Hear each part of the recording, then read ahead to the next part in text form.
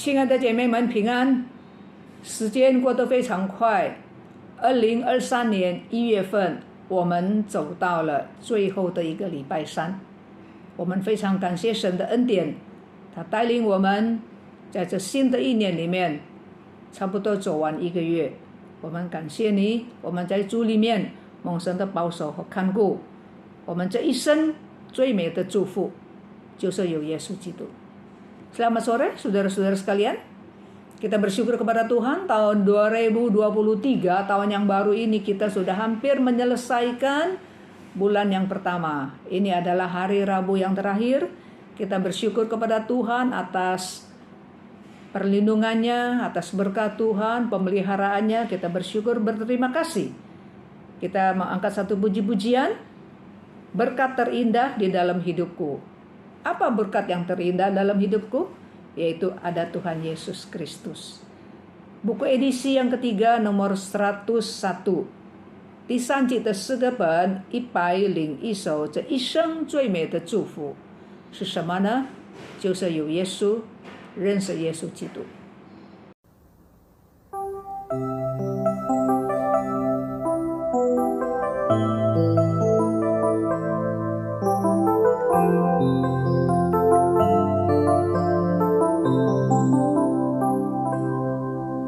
在无数的岁月里，我用星星画出你，你的恩典用真心让我真实地见到你。在我的歌声里，我用音符赞美你，你的美好是我今生颂扬的。这一生最美的祝福，就是能认识主耶稣。这一生最美的祝福，就是能信靠主耶稣。走在高山深谷，他会伴我同行。我知道这是最美的祝福。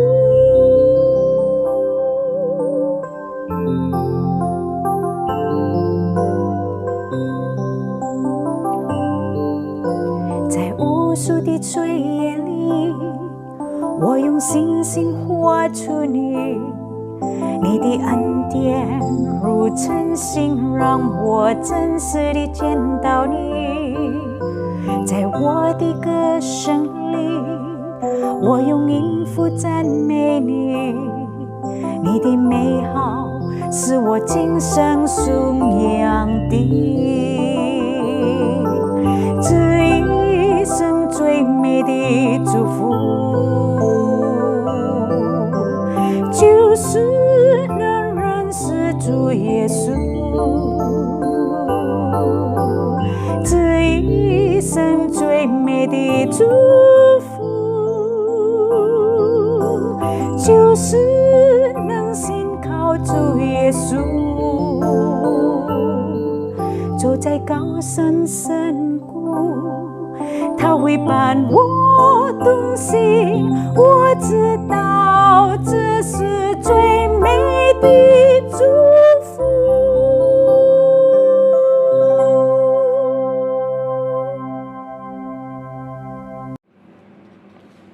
我们来看1节的圣经，诗篇37篇第5节。Mari kita baca satu ayat, Mazmur nomor 37, ayat yang kelima.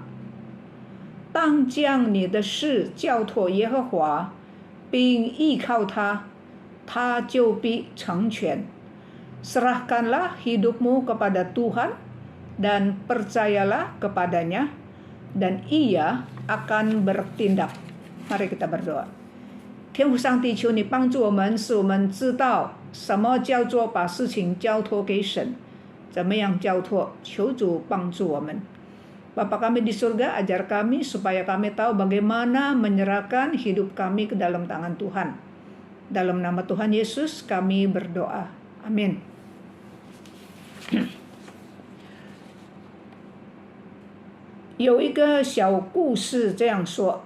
Ada sebuah cerita pendek demikian. 一粒篮球在我的手中值19块美元，但在篮球健将 Michael Jordan 的手中，这一粒球啊，这3300万的美元。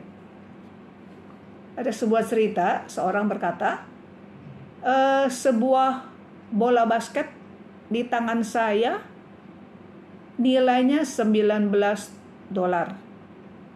Tetapi bola itu kalau di tangan Michael Jordan, pemain basket yang kesahor, bola itu bisa berharga 33 juta。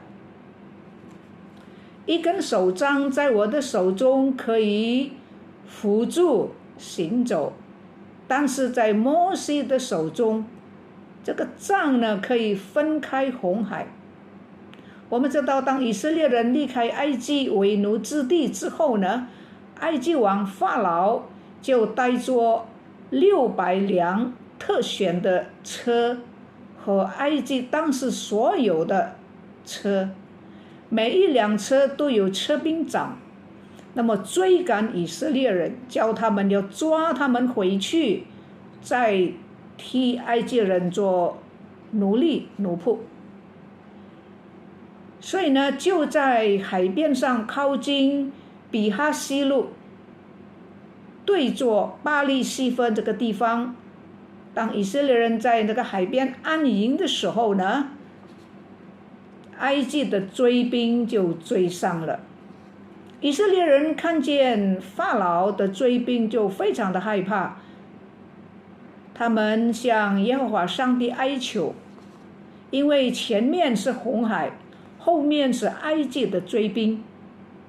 摩西对百姓说，不要惧怕，只管站住，看耶和华上帝今天向你们所施行的救恩，因为你们今天所看见的埃及人必永远不再看见了。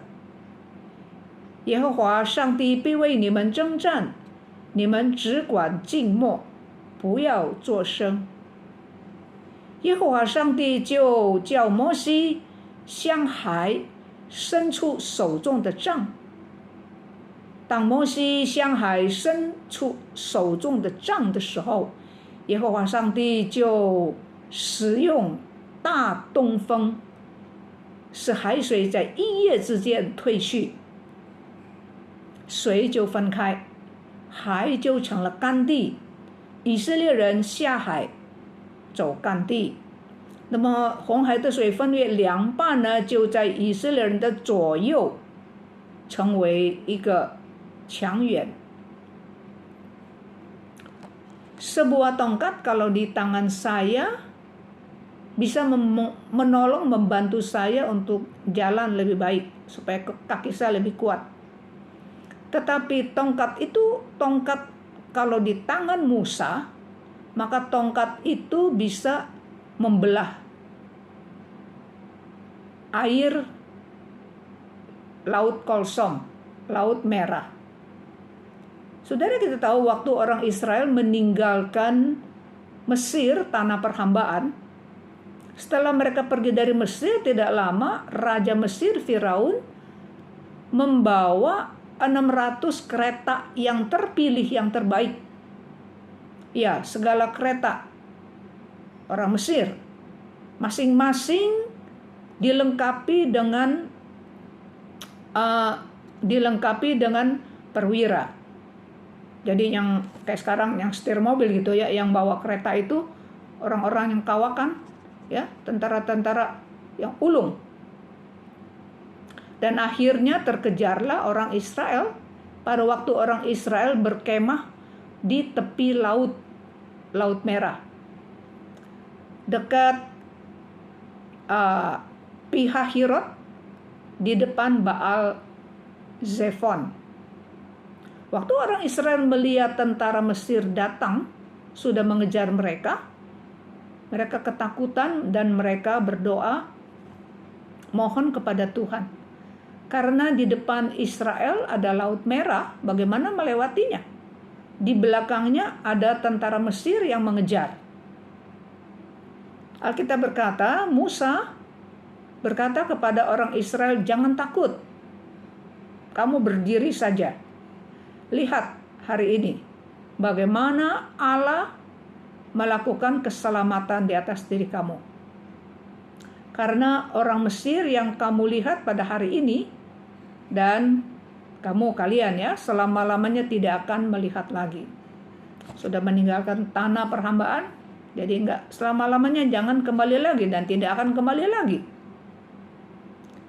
Karena Allah akan berperang untuk kalian. Kalian harus diam, tidak bersuara, berdiam, lihat bagaimana Tuhan berkarya. Nah, saudara, kemudian Alkitab berkata, Allah Yahweh memerintahkan Musa untuk mengulurkan tangannya yang ada tongkat itu, mengulurkan tangan yang pegang tongkat itu ke arah atas laut.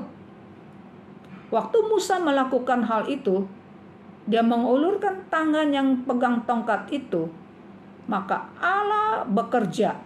Allah mendatangkan angin timur yang keras sekali, dan satu malam itu saja, maka air laut Merah terbelah menjadi dua, kanan dan kiri, dan tengah-tengahnya adalah tanah kering. Ya, sehingga orang Israel berjalan di tanah kering, air Laut Merah, Laut Kolsom terbelah, berdiri menjadi tembok air, tapi dia berdiri sehingga orang Israel jalan di laut yang kering itu sampai mereka melewati laut itu, dan orang Mesir lihat kalau Israel bisa, kita juga bisa, sehingga mereka ikut turun. Begitu mereka ikut turun, tembok air itu kembali. Jadi semua tentara Israel itu, tentara Mesir itu mati, kerendam, kelelep di Laut Merah. 5块面包2条鱼在我的手中只能够做2份的用吐纳鱼架起来的三文治。但是这个5块面包2条鱼放在耶稣的手中，我们看圣经里面4福音书都记载，耶稣就用5饼2鱼喂饱了5000个男人。5 roti dan 2 ikan. Kalau di tangan saya hanya bisa menjadi dua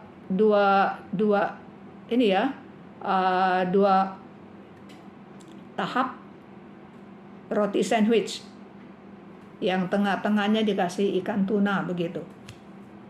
Paling-paling cukup untuk 2 orang makan. Tapi 5 roti 2 ikan ditaruh di tangan Tuhan Yesus. Kita sudah melihat ya, hal itu mengenyangkan 5.000 orang laki-laki. 1枚的钉子在我的手中钉在墙上，可能可以挂一些东西在那个钉子的上面，但是钉子在耶稣的手中呢，却带来给全世界救赎的恩典。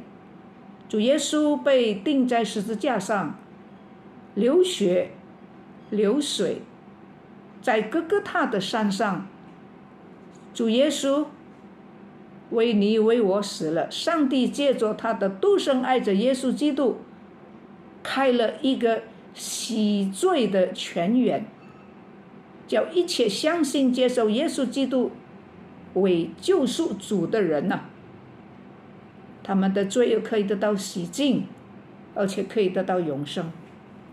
Saudara, sebuah paku di tangan saya pantek di tembok.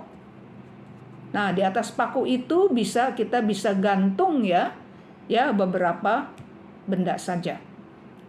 Tapi sebuah paku di tangan Tuhan Yesus sudah menjadi anugerah penebusan dosa untuk manusia. Yesus dipantek di atas kayu salib, tangannya berdarah, keluar air. Di atas bukit Golgota, Allah melalui anaknya yang tunggal Yesus Kristus sudah membuat sebuah sumber penyucian dosa. Supaya setiap orang yang percaya, yaitu yang menerima Yesus sebagai Tuhan dan Juru Selamat penebusnya, orang itu dosanya bisa diampuni, dosanya bisa dicuci bersih, dan diberikan hidup yang kekal. 假如我把担心、烦恼、害怕紧紧地握在我的手中，我就会被这些的担心、烦恼、害怕摧残。但是如果我把我的担心、烦恼、害怕交托给主耶稣，他就会把这些呢化解，这些原来是担心、烦恼、害怕的，会被化解、改变成为刚强、自信。因为神必帮助我们，把我们的害怕变为刚强，把我们的烦恼变为喜乐，把我们的害怕改变成勇敢。Jikalau kekhawatiran, kegelisahan, ketakutan saya genggam erat-erat di tangan saya, maka kekhawatiran, gelisah, dan ketakutan itu akan menghancurkan, menggiles saya. Tetapi kalau saya menyerahkan khawatir, gelisah, ketakutan ke dalam tangan Tuhan, maka Tuhan akan menetralkan semuanya itu. Ketakutan itu, khawatir, gelisah, ya, akan teratasi, akan dicairkan. Ketakutan menjadi berani, khawatir, gelisah menjadi pede, karena Tuhan merubah semuanya itu waktu kita menyerahkan semua itu ke tangan Tuhan.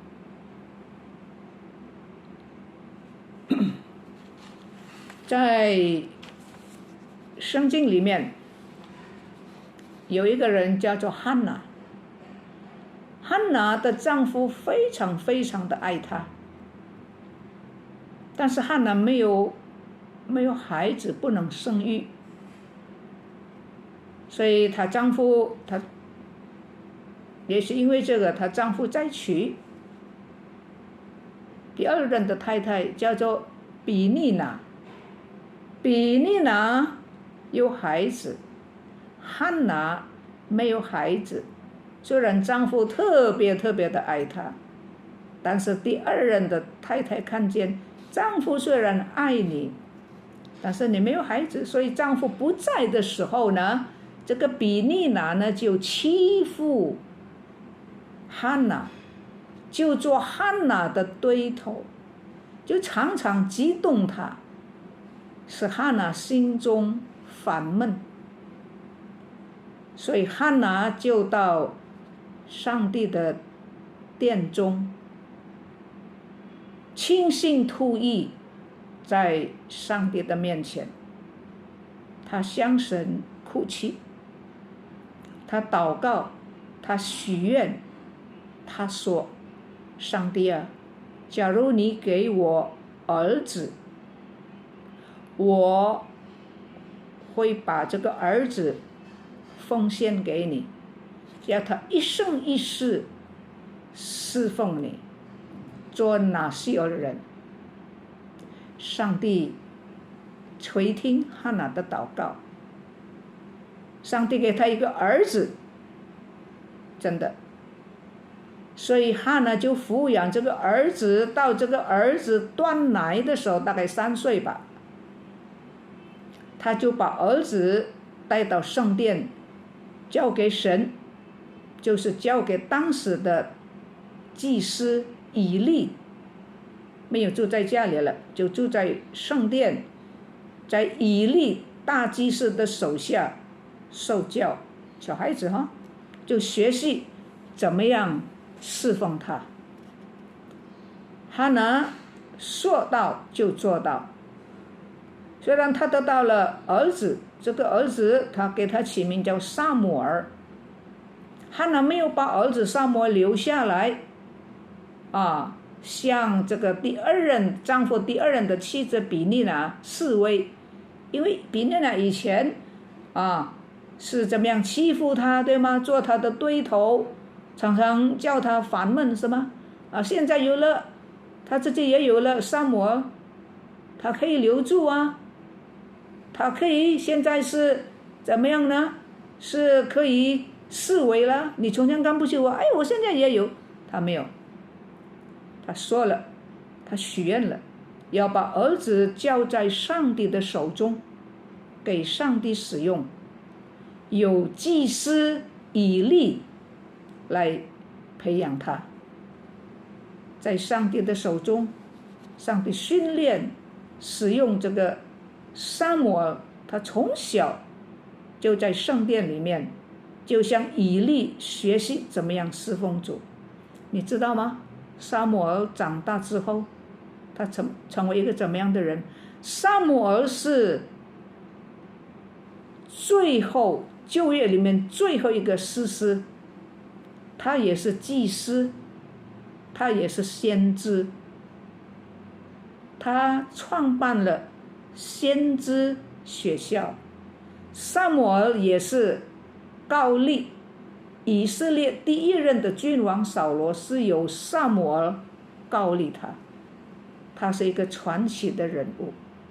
Saudara, di dalam kitab Perjanjian Lama ada seorang yang bernama Hana. Suami Hana sangat sayang, sangat cinta kepadanya, tetapi Alkitab berkata sayang Hana tidak bisa melahirkan, tidak punya anak. Maka istri kedua dari suaminya ini, lihat walaupun Hana disayang sama istrinya, sama suaminya, sesayang-sayangnya kamu gak punya anak. Walaupun kamu istri pertama disayang sama suami, tapi kamu gak punya anak. Maka waktu tidak ada suami di rumah, istri kedua yang bernama Pinena itu sering menjengkelkan Hana, sering menekan dia, mengejek dia, menyindir dia, macam-macam, membuat Hana menjadi galau dan gelisah dan sedih. Hana sering nangis. Suaminya tidak tahu, karena di depan muka suami Penina ya baik-baik saja, tapi waktu nggak ada suami dia diejek. Lalu Hana bagaimana? Dia datang ke rumah Tuhan, dia berdoa, dia mohon kepada Tuhan, dan dia membuat nazar, janji sama Tuhan. Tuhan, Engkau lihat bagaimana Pinena menekan saya, mengejek saya. Tuhan tolong berikan saya anak. Kalau Tuhan berikan saya anak laki-laki, dan anak ini nanti saya persembahkan kembali kepada Tuhan. Dia seumur hidup menjadi hamba Tuhan, melayani Tuhan. Tuhan dengar doa Hana. Dan Tuhan berikan dia seorang anak. Diberikan nama Samuel. Masih kecil, tentu masih bayi, dia harus jaga. Sampai Samuel ini sudah lepas dari susu ibu, ya. Dia sudah tidak makan minum ASI sang ibu. Itu kira-kira umur 3 kali ya. Maka Hana memenuhi janji. Dia membayar nazar kepada Allah. Dia kembali ke rumah Tuhan. Dia bawa itu Samuel yang masih kecil, ya, itu baru ya udah bisa jalan. Anak umur 3 udah nggak menyusu lagi, udah cerai susu. Dia bawa kepada Tuhan, dia serahkan kepada imam Eli untuk dibina, untuk dididik. Saudara, Hana tidak membalas kejahatan Penina, madunya itu ya. Dia tidak menahan Samuel, ya, dia tidak demo begitu, ya, dia tidak memamerkan, dia tidak menandingi Penina. Nah, dulu ya kamu mengejek saya, ya kan, membuat saya sedih, menyindir saya. Sekarang saya juga punya anak, lihat nih. Hana tidak demikian. Dia cuma menjalankan tugas membesarkan anak sampai anaknya cerai susu, tidak perlu minum ASI ibu lagi, ya. Dan dia tuntun anak itu, dia bawa ke rumah Tuhan. Dia serahkan Samuel ke dalam tangan Tuhan. Dibimbing, dididik, diajar oleh imam Eli sampai dia besar. Saudara, Samuel dibina, dibimbing, dan Tuhan membentuk dia. Tuhan memakai Samuel luar biasa. Dia menjadi seorang tokoh legenda. Saudara tahu, Samuel, dia adalah seorang hakim, yaitu ada zaman sebelum Israel mendirikan kerajaan.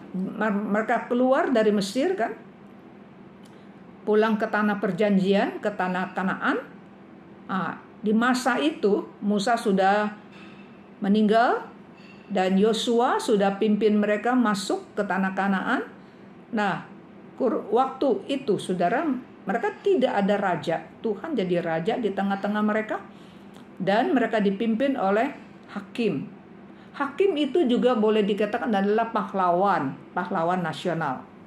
Ya, kalau ada musuh datang perang, hakim itu bantu pahlawan nasional ini.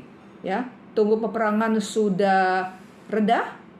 Nah, pahlawan ini saudara, mereka menjadi hakim.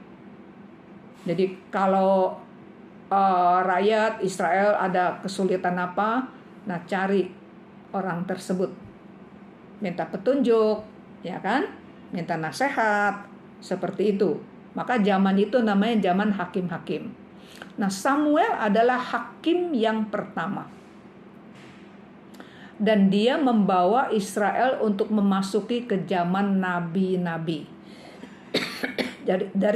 Jadi dari zaman hakim-hakim memasuki zaman nabi-nabi. Siapa yang membawa? Samuel.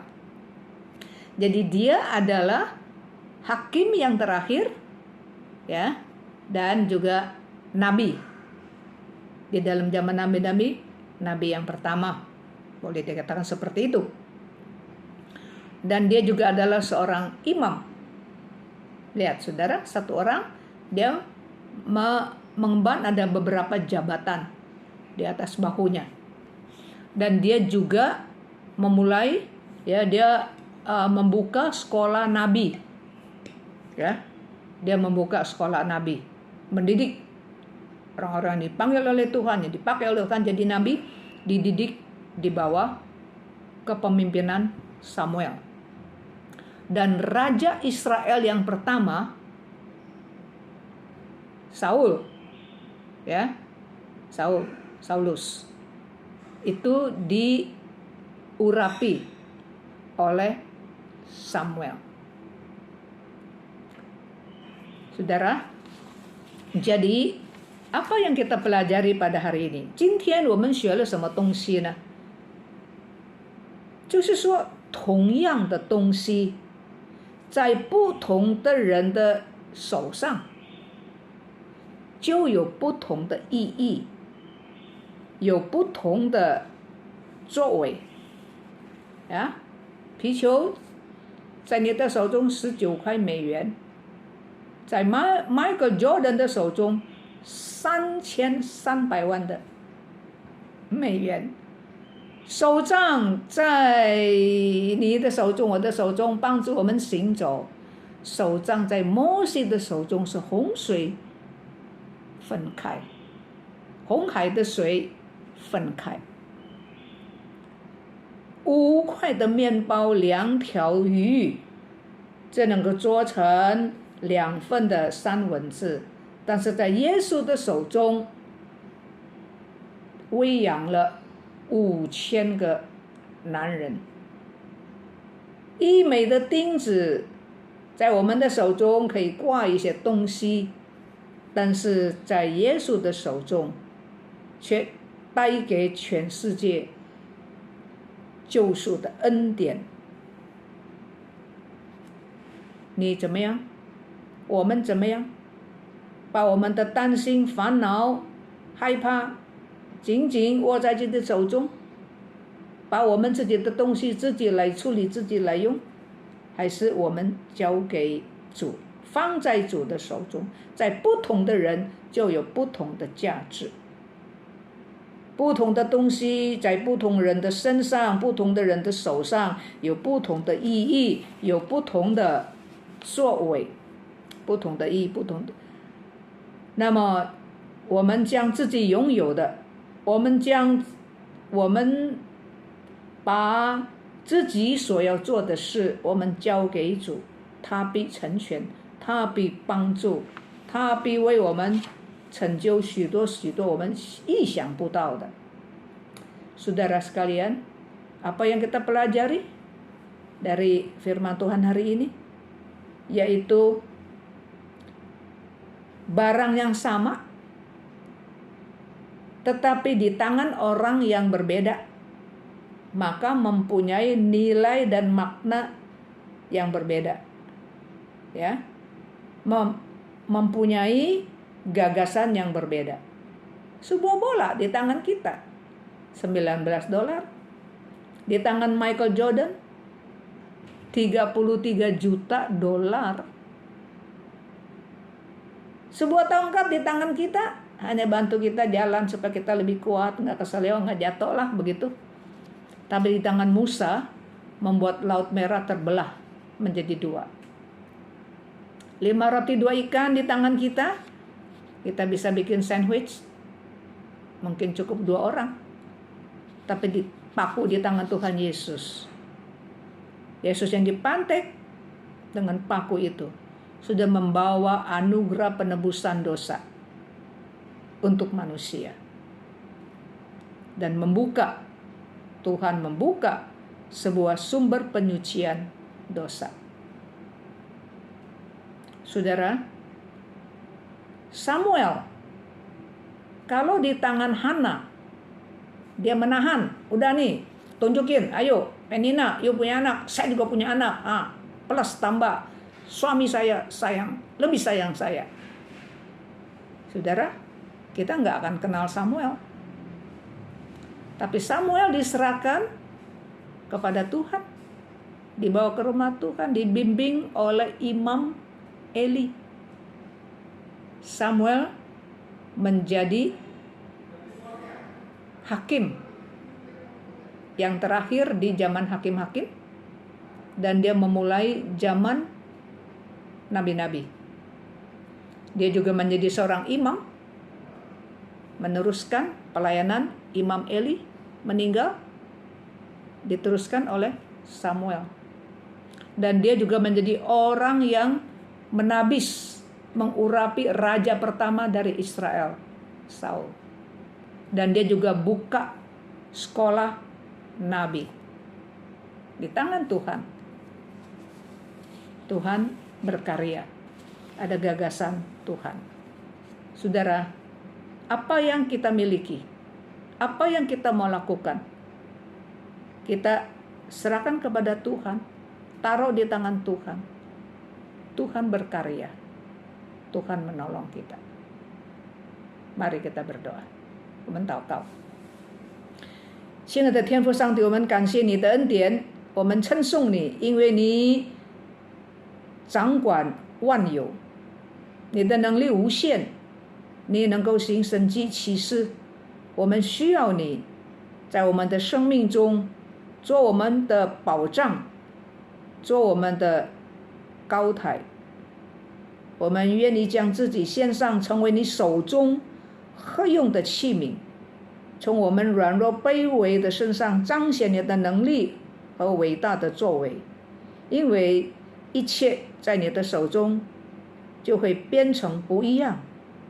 我们要学习凡事交托，信靠你，你必成就，因为在你没有难成的事。祷告奉主Yesus Kristus的名。Bapa kami di dalam surga, kami sungguh bersyukur, memuji Tuhan, mengagungkan Tuhan, memuliakan Tuhan, karena Engkau adalah penguasa alam semesta ini. Kuasa Tuhan tidak ada batasnya.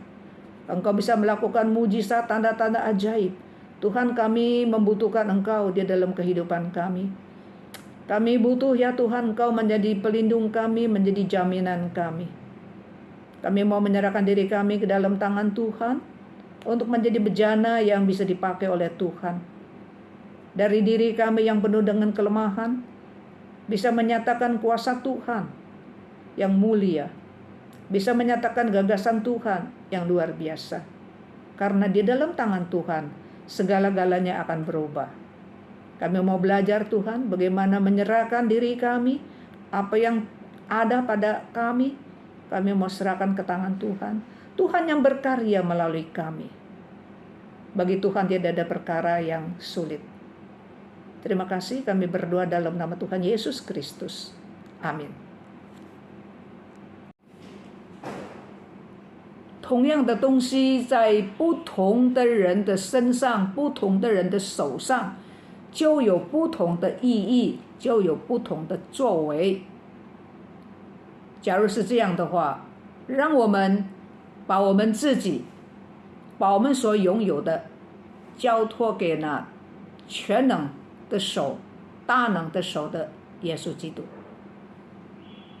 Saudara sekalian, satu barang yang sama di tangan orang yang berbeda, maka mempunyai makna yang berbeda dan hasil yang berbeda. Kalau demikian, saudara, marilah kita menyerahkan diri kita sendiri, menyerahkan apa yang ada pada kita, kita serahkan ke dalam tangan yang maha kuasa. Tangan Yesus Kristus. Tangan yang ajaib, tangan yang berkarya, tangan yang maha kuasa. Kita angkat puji-pujian, edisi 2, nomor 32. Aku persembahkan hidupku bagimu. 第二季的诗歌本第32首，我愿奉献我一生，把我们的一生交在主的手中， serahkan hidup kita ke dalam tangan Tuhan.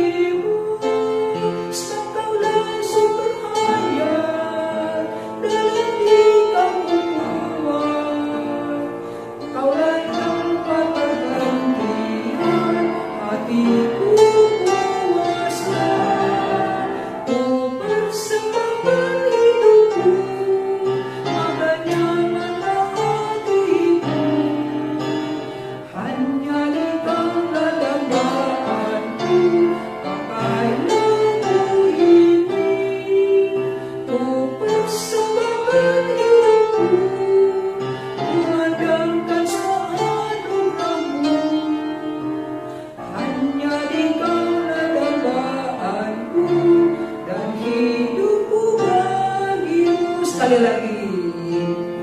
我愿意为你来奉献我一生，我愿意为你来奉献我一生，因为你给我生命，因为你给我力量，因为你让我有安息，有力量。